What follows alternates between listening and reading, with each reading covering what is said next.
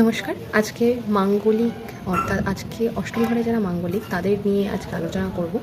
অষ্টম ঘরে মাঙ্গলিক হলে কী রেজাল্ট আপনারা পেতে পারেন এবং প্রতিকার হিসেবে আপনারা কী করবেন। তো চলুন আজকে ভিডিওটা শুরু করা যাক।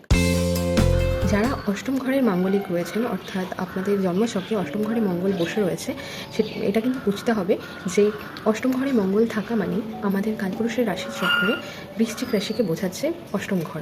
এবার আপনাদের চার্টে বৃশ্চিক রাশি নাই হতে পারে, অন্য কোনো রাশি হতে পারে, সেটা হতে পারে মঙ্গলের ফ্রেন্ডলি সাইন বা এনিমি সাইন, সেটা রাশি ওয়াইজ এফেক্ট তো দেবেই।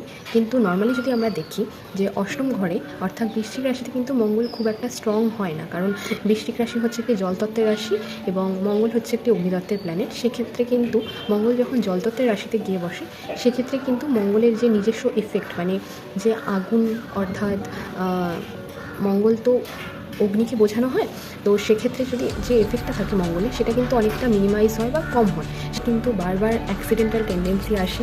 এক্ষেত্রে আপনাদের বলবো যে গাড়ি অথবা বাইক চালানোর ক্ষেত্রে আপনারা অবশ্যই রাস্তাঘাটে সাবধানতা অবলম্বন করবেন। এছাড়াও দেখা যায় যাদের অষ্টম ঘরে মঙ্গল রয়েছে তাদের শ্বশুর বাড়ির লোকের সাথে সেরকম বনিবনা হয় না।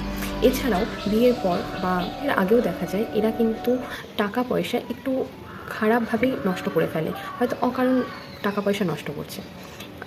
নেক্সট চলে আসছি রেমেডিতে কী করবেন সেক্ষেত্রে। তো যাদের অষ্টম ঘরে মঙ্গল রয়েছে তাদের জন্য রেমেডি এটাই, ফার্স্ট আপনাদের বাড়িতে যদি কোনো বয়স্ক মহিলা থাকে অবশ্যই তার সাহায্য করুন, তাকে সেবা করুন, এটা আপনাদের জন্য প্রচণ্ড পজিটিভ একটা গ্রোথ নিয়ে আসবে। এছাড়াও আপনাদের যে কোনো মঙ্গলবার থেকে শুরু করে একটা মাটির সরাতে রুটি বানাতে হবে, অবশ্যই আটার সাথে চিনি মিশিয়ে বানাবেন। আর এই রুটিটা বানানোর ক্ষেত্রে কিন্তু অবশ্যই খেয়াল রাখতে হবে কোনো রকম কিন্তু লোহার জিনিস ইউজ হবে না। রুটিটা আপনারা আটাটা জল দিয়ে মাখবেন, মেখে সেটা হাত দিয়েই গোল করবেন, গোল করে মাটির সরার উপর কোনো রকম কিন্তু লোহার জিনিস ইউজ হবে না। লোহার জিনিস ইউজ হলে কিন্তু সেই রেমেডি কাজ করবে না। সরাতে চেপে চেপে রুটিগুলো বানাবেন। যে মঙ্গলবার থেকে শুরু করছেন সেই মঙ্গলবার থেকে শুরু করে টানা 8 দিন পরপর করবেন, একটাই সরা ইউজ হবে।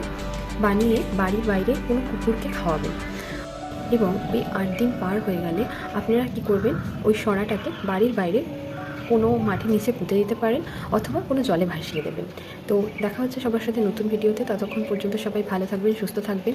আর অবশ্যই আপনারা যারা এই ভিডিওটা দেখছেন তারা কিন্তু হনুমান চালিসা পাঠ করতে ভুলবেন না, কারণ মঙ্গলকে পজিটিভ করে তোলার সবথেকে বড় হেল্প আমরা পেতে পারি হনুমান চালিসা পড়ে।